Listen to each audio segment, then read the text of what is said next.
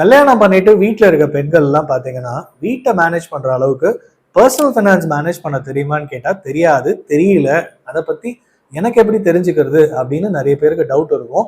அதே மாதிரி சில பேர் பார்த்தீங்கன்னா எனக்கு மெசேஜ் அனுப்பிச்சு இதை பத்தி ஒரு வீடியோ போடுங்க, ஒரு சில டிப்ஸ் கொடுங்கன்னு கேட்டாங்க. ஸோ இந்த வீடியோவில் கல்யாணம் ஆகிட்டு வீட்டில் இருக்க பெண்களுக்கு 5 பர்சனல் ஃபைனான்ஸ் டிப்ஸ் தான் நான் சொல்ல போறேன். ரொம்பவே சிம்பிளான விஷயம், ஜார்கன்ஸ் எதுவும் இல்லாமல் இருக்கும். அதாவது ஃபர்ஸ்ட் டிப்ஸ் பார்த்தீங்கன்னா 50-30-20.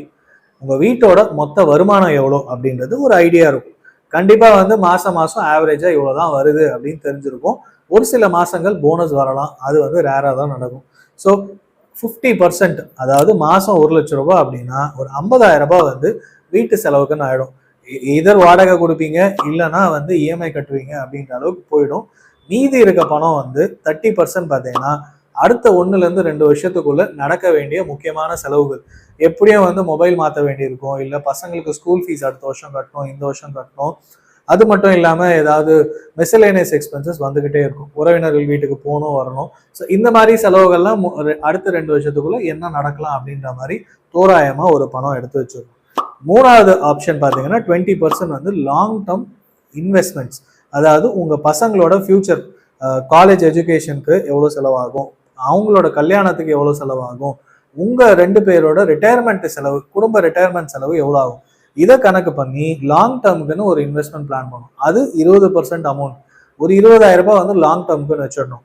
ஸோ 1 லட்ச ரூபாய் சம்பாதிக்கிறோம் உங்கள் வீட்டில் அப்படின்னா 50,000 ரூபாய் வீட்டு தேவைக்கு, மாச வீட்டு தேவைக்கு, அடுத்த 30,000 ரூபாய் அடுத்த 2 வருஷத்துக்குள்ள, இல்லை அடுத்த அந்த மாசத்துக்கான, இல்லை அடுத்த 2 வருஷத்துக்குள்ள நடக்க வேண்டிய முக்கியமான செலவுகளுக்குன்னு எடுத்து சேவ் பண்ணிடுவீங்க. 20,000 ரூபாய் லாங் டேர்ம் ஃபினான்ஷியல் கோல்ஸ்க்கு நான் சொன்ன மாதிரி எடுத்து வச்சிடலாம்.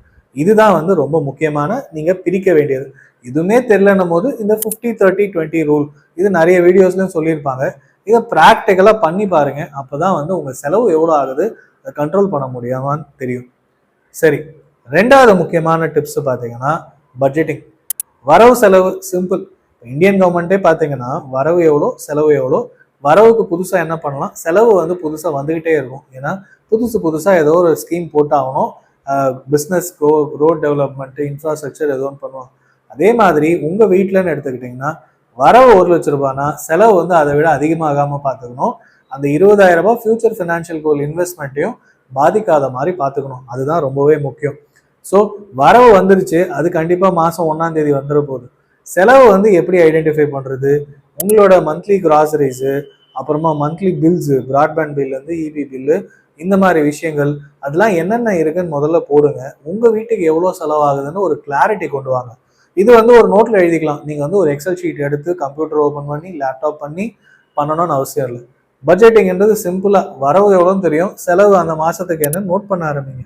மாதம் டெய்லி பண்ணுற செலவு முதல்ல 5-10 நாளைக்குள்ளேயே மேக்ஸிமம் எல்லா செலவும் முடிஞ்சிடும். ஏன்னா போன மாதம் பண்ண செலவு இல்லை இந்த மாதத்துக்கு தேவையான செலவுலாம் பண்ணிவிடும். வாரம் பண்ணுற செலவையும் நோட் பண்ணி வைங்க. ஃபைனலாக மந்த் எண்டு எவ்வளோ இருக்குது. அதே மாதிரி உங்கள் இன்வெஸ்ட்மெண்ட்டுக்குன்னு சொல்கிற 20%யும் முதல்லையே பண்ணிவிடுங்க. அப்போ தான் மந்த் எண்டு செலவு மீதி இருக்கிறத போடுறேன்னு நினச்சிங்கன்னா அந்த மீதின்றது நிற்காது. பணம் தான் இருக்கே, ஒரு அவுட்டிங் போகலாம், பணம் தான் இருக்கே ஒரு வீக்கெண்டு படத்துக்கு போகலாம், பணம் தான் இருக்கே கார் எடுத்துகிட்டு சுற்றிட்டு வரலான்னு இதுதான் தோணும். ஸோ முதல்லையே பணத்தை எடுத்துட்டிங்கன்னா உங்களோட எவ்வளோ அமௌண்ட்டுன்னு தெரியும், அதை வச்சு பிளான் பண்ணிடலாம். ஸோ பட்ஜெட்டிங் ரொம்ப ரொம்ப ரொம்ப முக்கியம். இதுக்கெல்லாம் நான் யோசிச்சு நான் மியூச்சுவல் ஃபண்ட் பற்றி தெரியாது, ஸ்டாக்கை பற்றி தெரியாது, இது தெரியாது அது தெரியாது யோசிக்க வேணாம். சிம்பிள் லாஜிக் தான். வரவு செலவு எழுத ஆரம்பிங்க. மூணாவது முக்கியமான ஆப்ஷன், இந்த ஃபார்முலா இது வரைக்கும் தெரியலன்னா இப்பயாவது தெரிஞ்சுக்கோங்க. இது போன பாயிண்ட்லேயே சொல்லிட்டேன், ஆனால் மறுபடியும் ஸ்ட்ரெஸ் பண்ணி ஃபார்முலாவை ஞாபகம். சேவிங்ஸ் பண்ணணும்னு நினைப்போம், ஆனால் மாத கடைசியில் ஒன்றுமே நிற்கிறது இல்லைங்க. கடன் வாங்கி பண்ணுறேன், இல்லை வர்ச்சுவல் கார்டு, கிரெடிட் கார்டில் கடன் வாங்கி அதில் தான் செலவு பண்ணுறேன் அப்படின்னு நிறைய பேர் சொல்லுவாங்க. அந்த பில்லை தான் அடுத்த மாதம் கட்டுறேன்னு சொல்லுவாங்க. ஸோ அது எப்படி வாழ்றீங்க அப்படின்னா இன்கம் மைனஸ் எக்ஸ்பென்ஸ். வரவு செலவு போயிட்டு சேவிங்ஸ் இருக்குமான்னு பார்த்தீங்கன்னா ஈக்குவல் டு சேவிங்ஸ்னா ஒன்றுமே நிற்காது. இதுதான் எல்லாருக்கும் தெரியும், எல்லாரும் பண்ணுறது. ஆனால் நீங்கள் ஒரு ஹவுஸ் ஒய்ஃபாக பொறுப்பாக வீட்டை மேனேஜ் பண்ணுற மாதிரி உங்கள் வீட்டுக்காரரோட பணத்தையும் மேனேஜ் பண்ணணும்னா இன்கம் மைனஸ் சேவிங்ஸ். அதாவது இன்கம் 1 லட்ச ரூபாய், சேவிங்ஸ் 20,000 ரூபாய், அட்லீஸ்ட் 10,000 ரூபாய் மினிமம் பண்ணி தான் ஆகணும். ஸோ அந்த income minus savings equal to ரூபாயிலேருந்து 20,000 ரூபாய் எடுத்துட்டீங்கன்னா 80,000 ரூபாய். அந்த 80,000 ரூபாயில உங்களுக்கு எவ்வளோ செலவாகுது, எவ்வளோ பேங்க்ல எடுத்து வைக்க முடியுது, இதுதான் நீங்க மாசம் மாசம் பண்ண வேண்டியது. இந்த ஃபார்முலாவை மாசம் மாசம் இம்ப்ளிமெண்ட் பண்ணி தான் ஆகணும், அப்பதான் நடக்கும்.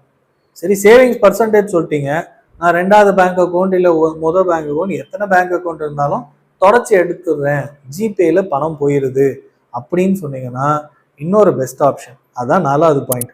ஆட்டோமேட் பண்ணிடுங்க, ஆர்டி போடுங்க, உங்களுக்கு எதுவுமே தெரிய வேணாம். மொபைல் ஆப் இப்போ சிம்பிள் ஆயிடுச்சு. இல்லை போஸ்ட் ஆஃபீஸ் இருக்கு, இல்லை உங்க பக்கத்துலேயே பேங்க் அக்கௌண்ட் இருக்கும், நேரில் போய் ஒரு ஆர்டி ஓப்பன் பண்ணுங்க. இல்லை மொபைல் ஆப்லேயே ஆர்டி ஓப்பன் பண்ற ஃபெசிலிட்டி நிறைய பேங்க்ஸ்ல வந்துருச்சு. ஸோ ஒரு ரெக்கரிங் டெபாசிட் ஆரம்பிங்க, கொஞ்சம் விஷயம் தெரிஞ்சுக்கிட்டு ஒரு லிக்விட் ஃபண்ட் ஆரம்பிங்க, இல்லை ஒரு எஸ்ஐபி போடுங்க. Long term goals. எஸ்ஐபி கற்றுக்கிறது ரொம்பவே சிம்பிள். நம்ம சேனலை ஃபாலோ பண்ணுங்க. இல்லைனா ஹவுஸ் ஒய்ஃப்ஸ்க்கு எப்படி எஸ்ஐபி ஸ்டார்ட் பண்ணலாம் அப்படின்றத இன்னொரு வீடியோவை போடுறேன். இப்போதைக்கு ஒரு ஆர்டி ஸ்டார்ட் பண்ணுங்க, எஸ்ஐபின்றது நெக்ஸ்ட் ஆப்ஷனாக வச்சுக்கோங்க. ஸோ இதுக்குமே பார்த்தீங்கன்னா இது வரைக்கும் 4 பாயிண்ட்லையுமே புரியாத விஷயமோ பெரிய ஜார்கன்ஸும் சொல்லி தரல. நீங்கள் நிறைய படிச்சிருக்கீங்க, வீட்டை மேனேஜ் பண்ணுறீங்கன்னும் போது இது 4 பாயிண்ட்டையும் உங்களால் கண்டிப்பாக பண்ண முடியும். 5வது முக்கியமான point, insure your family. As a family பார்த்தீங்கன்னா பண கஷ்டம் வரும்போது உங்கள் ஃபேமிலியை எப்படி ப்ரொடெக்ட் பண்ணிக்கணும் அப்படின்னா, முதல்ல டேர்ம் இன்சூரன்ஸ். நீங்களும் உங்கள் ஹஸ்பண்டும் டேர்ம் இன்சூரன்ஸ் கண்டிப்பாக எடுத்துக்கோங்க. ஸோ தட் உங்கள் ஃபேமிலியில் யார் இல்லாட்டியும் ஃபினான்ஷியல் சப்போர்ட் கிடைக்கும்.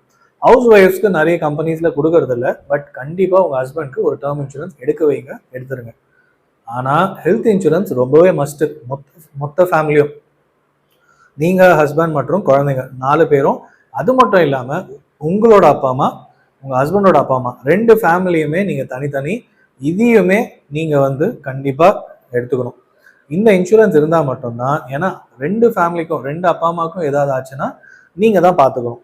அப்படின்னும் போது ஒரு இன்சூரன்ஸ் இருந்ததுன்னா கண்டிப்பாக அவங்களோட ஹெல்த்தை ஈஸியாக பார்த்துக்க முடியும்.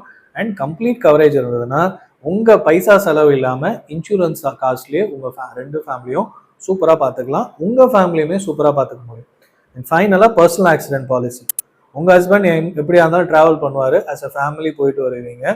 ஸோ பர்சனல் ஆக்சிடென்ட் பாலிசிலையும் எடுத்துக்கிட்டிங்கன்னா கண்டிப்பாக உங்கள் ஹஸ்பண்ட்க்கு ஏதாவது ஆக்சிடென்ட் ஆகி வீட்டில் ரெஸ்ட் எடுக்க வேண்டிய சுச்சுவேஷன் வந்தாலும் அந்த இன்சூரன்ஸ் கம்பெனிலேருந்து கண்டிப்பாக அலோன்ஸ் கிடச்சிரும்.